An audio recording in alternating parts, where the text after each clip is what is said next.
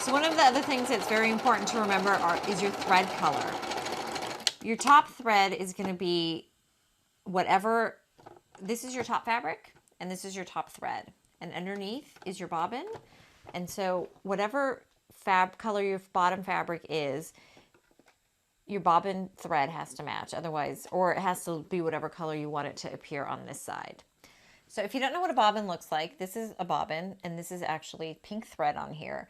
If the bottom, if this part of my blanket was pink, I wanted it to match I wanted my thread to match, I would actually use a bobbin with some pink thread in it. But because both of my fabrics are pretty similar in color, I'm actually using the same color top thread as bobbin thread.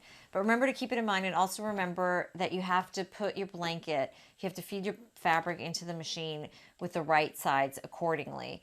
Otherwise, you're going to end up with a reverse bobbin and thread colors, and then you're going to either love it because it's so fab and different, or you're going to want to have to take it all apart and re-sew it. So anyway, that's just a little tip. So let's keep going with the zigzag stitch. Basically, you just go around the entire perimeter.